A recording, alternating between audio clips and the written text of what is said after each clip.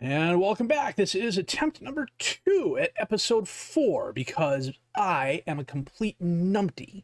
The system updated itself last night, and for some reason, OBS set the microphone back to default. And it's not default, it's Yeti. And I didn't notice it, and literally had 40 minutes of an episode recorded with a really good game against RapidVN where we beat them 2-1 to proceed to the group stages, and looked down and saw that my monitor wasn't moving and was just like,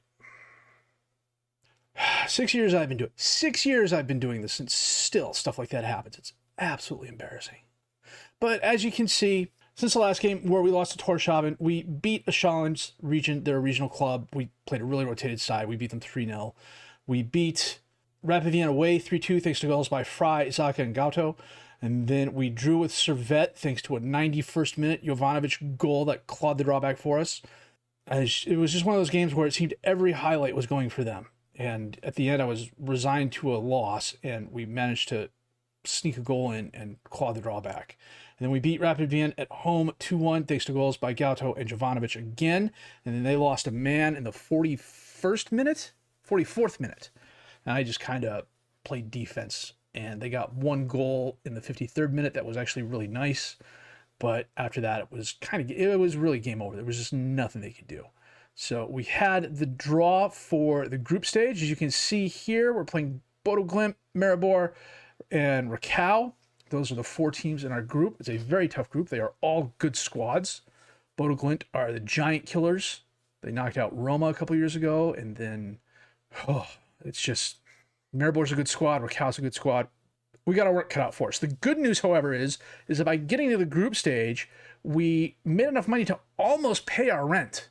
So there is that. The screenflow has been going okay. I've gotten screens up for the Caribbean and things like that. Nations I would have never scouted. I still don't scout. I don't think I've ever sent a scout to the Caribbean.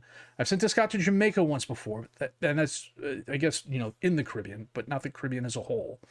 So today we are going to play, we're going to try and get the Luzern game in because they are in second place, and then we're going to play Aarau in the Schweitzer Cup second round, and then maybe talk a little bit about scouting and some other things along the way. So Zurich is in first place currently on 16 points. Servette is in second on 14. Luzern is in third on 13. Zurich, Grasshopper Zurich that is, has 11, and we have 10. But we also have a game in hand. I did set up a few more scouting recruitment focuses. As you can see, we're in South America South and West Africa. Hopefully I can get some more screenflow shots coming in of countries that we aren't scouting and would probably never scout. You can see some of the results you get back. Pre under 18, 14 goals and 13 appearances. He's 18 years old. I don't know that I found a South American youngster that has a strength in the double digits yet. I say that and he just might. The vision's too low, the passing's too low. This is where kind of judgment calls come into play. He's 18 years old. He has probably better than average acceleration. His strength is probably on the low side. His jumping reach is not the best. But he has really good determination, really good aggression, really good finishing, and really good technique. But his passing is not the best. His vision's not the best. Because at best, they're saying his passing is 8 and his vision is 4. Is he worth scouting? Is he worth keeping an eye on? Yeah, there's nothing to be lost by that. So if we add him, I just added him to a short list, and I have no idea which one. Maybe I didn't. So that's him here. Danielson Zagara, 17 years old. Same thing here. He's just got too many. The red is really kind of the kicker for me when it comes to the screenflow stuff. It depends what the top number is. This is 4 to 14. The fact that it's starting the red means it's also a very good possibility of being 5. Taylor Rodriguez, same thing again. Strength 1 through 7, passing 1 through 11. 3 to 11 work rate and vision. Now, screenflows like this, they're actually a little bit easier to work through because guaranteed almost everybody in them is under 21. 1 strength. It's just 3 to 7. That's not bad for a kid coming in mostly off the bench. His technicals, though, are just... I think it's interesting. I have Thiago Guerra on the list, and he shows up here in average rating and player of the match. If we take a look at him, they're saying my scouts are saying he's 5-star potential. So, and the 3 asterisks are that I scouted him. His scout score was an A-, and he has 5-star potential, as you can see here. And maybe he does. But he's got some very good numbers in first touch, tackling technique, decision-making, flair, vision, work rate, acceleration, balance, and natural fitness already. And he's average or better, at least on pace, agility, and all the others. He's a bench player for them at best, 9 assists. So he's already considered the third best player on the squad. He's not even here yet.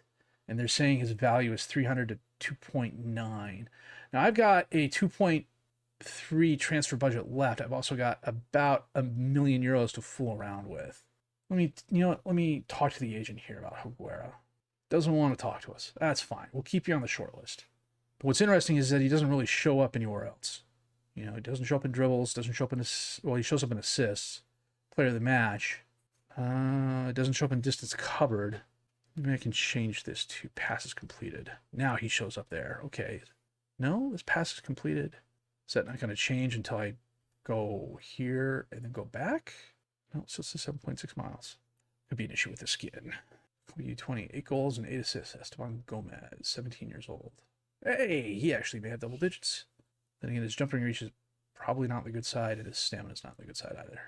The other thing I found out was I went to the club. I said, hey, can we have more scouts? And they said no. I said, well, can we have another affiliate? They said, we have more than enough affiliates. I'm like, really? And I went and looked, and holy cow, I don't know that I've ever encountered this before. I'm racking my memory trying to figure out if we've ever come across this before. I'm sure we have.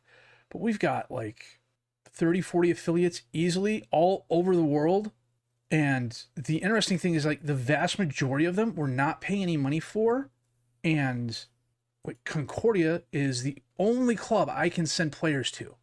But they're a semi-pro squad. We're not paying anything. And the club's under no obligation to play the players I send there.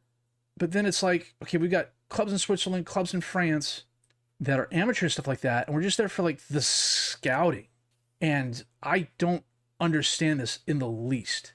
If only because if push comes to shove, I'm going to be scouting Switzerland. I don't need these lower clubs helping me out because chances of them getting in a wonder kid are not impossible, but highly improbable. This is the one that gets me. We have affiliation with San Lorenzo in Argentina. There's no money. There's no clauses. So I can't tell what the heck is going on there.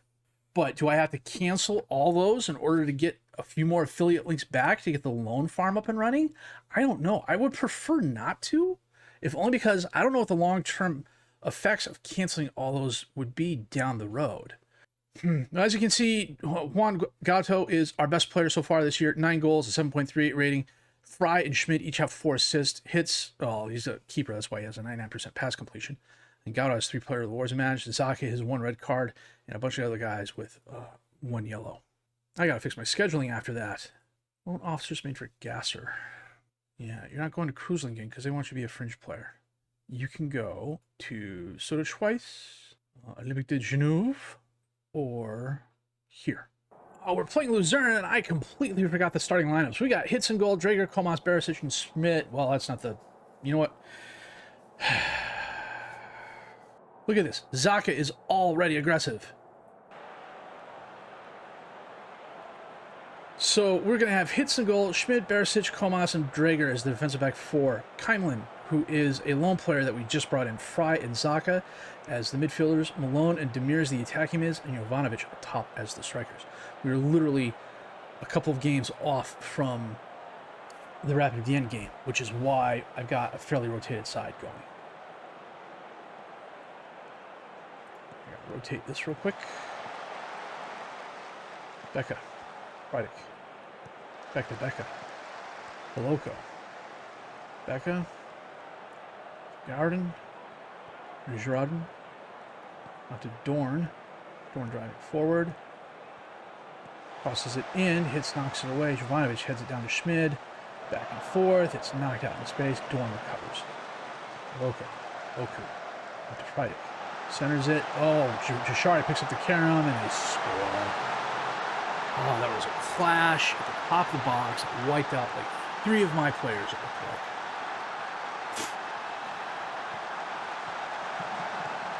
Oku, Frydek sends it in. Yeah, everybody just waited. Abu Bakr. Bakar, yeah, Abu Bakar got behind his defender. Took off highlight, and Zakir gave the ball away, but it's taken back. Drager out to Demir. Demir loses the ball. That is like the 5th game in a row he's done that. I missed Malone scoring because, I kid you not, is the 5th game in a row Demir has done that. He kicks the ball too far forward. He loses it. Oh, completely. That was a complete gift of a goal. All praise the FM gods. Because they taketh away, as you can see with Demir, and they giveth in the form of a cheap goal. Take it, but still, it's... And Drager's been injured. So we'll bring on Rueg. Not quite sure what's going on here. Girardin. Centers it to Becca. Becca to Boloko. Boloko. Shari intercepted by Rueg. Draganovic. Malone. Malone driving forward. Cuts inside. Fry picks up the ball and he puts it away. Lower right corner. His 5th goal of the season.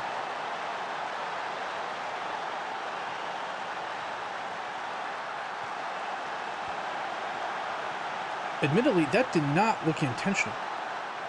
I looked like he was following up and just the loser and player either just lost track of where Fry was or didn't realize what he was doing, or probably a combination of both. And Zaka is still aggressive. Individuals. Zaka. I tell him to relax, now he's uncertain. One thing I am liking is that my players are not on top of each other this game. When we go back to the tactics screen, I'll explain what I mean there.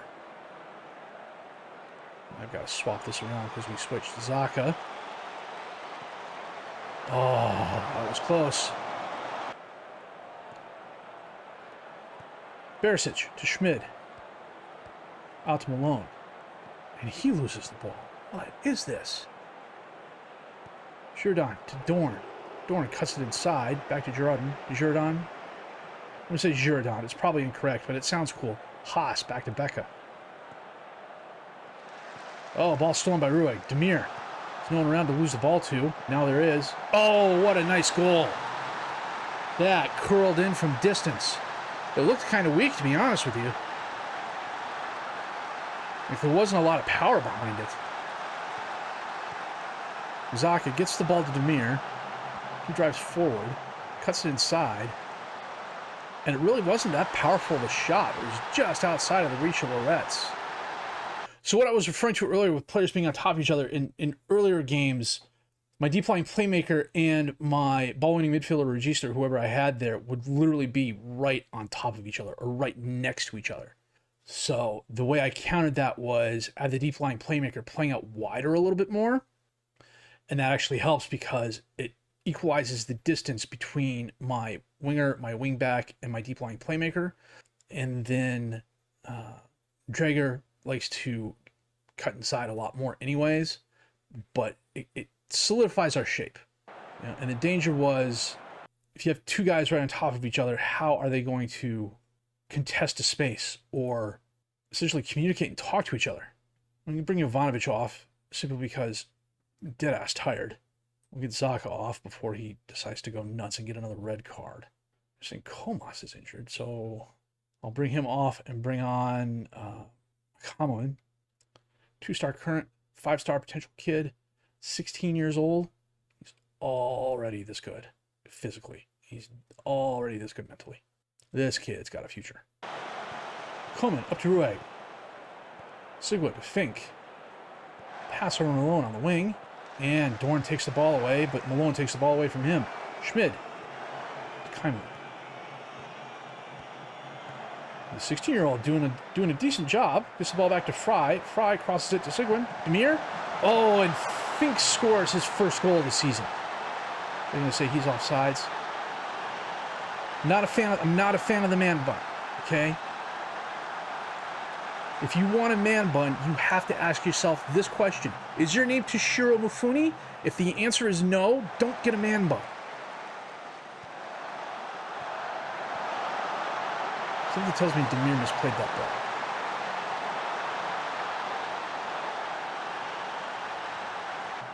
I missed a goal somewhere. I left the game running for a little bit, came back, and I thought I paused it, but no, I left it running. Did I miss a goal? Did I miss? No? Did I miss Demir's goal? No, it was the one in the corner. I'm still miffed after what happened with the previous episode. A solid game for us. 9 shots, 6 on target, 1 off target, 2 clear-cut chances, good possession. I'm quite happy with that result. It's a good win for us. Plus, we beat Luzerne, which moves them down and us up. And that is only going to help us down the road as we charge for European football. You know what? I think I'm just going to call this an episode. Drager was injured. How long is he out for? Just 1 to 3 days. Coleman is injured out 1 to 2 days. I'll show you. This is Alosha Keimlin. I brought him in because of his versatility. He's 2-star. He's 2.5-star current ability, 4-star potential ability. He's above average in almost everything except penalty taking, finishing, and crossing. He's a good ball-winning midfielder, good defensive midfielder. I think I didn't change the. Yeah, so this should have been ball-winning midfielder. But even then, he still did a good job behind the box-to-box midfielder and the deep line playmaker. Anywho, yeah, I've been recording for almost an hour and 40 minutes of it I can't even use because I'm a freaking numpty. But yeah, this is Alosha Keimlin, who comes to us from Union Berlin. I say Union Berlin because I'm American and I'm reading it phonetically, which is a bit of a shame because my last name is German. So I'm going to go forward a little bit more, take a look at the schedule here. We're not going to do anything. If we do anything in the transfer window, it is probably going to be somebody who crops up at the last minute on a really good deal. It's just the way it is. We're going to skip the Aral game. We're going to skip Bodo Glimt. We'll come back from Maribor and Grasshopper Zurich. And then we'll get through all these games, come back for Rakow, and then Bodo Glimt. I don't know. We'll play it by ear. I should have been playing it by ear earlier when I didn't realize that my freaking bar wasn't moving up and down when I was recording. It's frustrating. It's just frustrating. I'm more hacked off at myself than anything else. So a good run of games for us. We're doing really well. We are currently 3rd in the league on 13 points. We're ahead on goal differential. So as long as we stay in this area the rest of the season, I am perfectly happy with that. I think we have a very good chance of finishing top 3, especially if we avoid the injuries that have been going on, it seems, and other people's saves. But I do like our chances. Next episode, we'll take a little bit more at the screenflow and what's been going on there and some of the results we're getting from places we don't even have scouts and the numbers that are coming out of there, and hopefully show you why it's a really handy tool. And then take a look at some of the other players we've scouted. You may have noticed one of the things I've done, especially on some of the shortlist guys. This is my guy from Mexico. So let me go here to South America South. You will notice Rayan, 3 stars. The 3 asterisks means I've scouted him. I've looked at him. His scouting score was an A-, and he has 5-star potential. So Lucas Loss, scouted, 5-star potential, A-. I need to fix that name. Star 5P 5.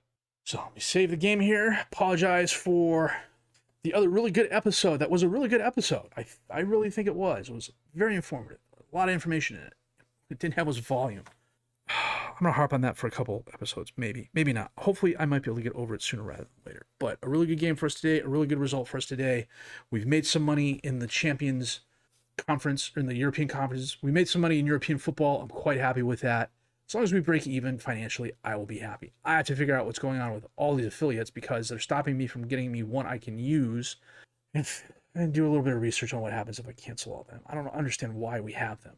If you do know, let me know down in the comments below. So until then, if you have liked what you've seen and heard this time, I'm almost positive of it. Yep, it's going up and down. Like, subscribe to the channel for more content, questions, criticisms, comments. Leave those down below. I will answer those as fast as I can. My name is FM Jellicoe. I thank you very much for watching.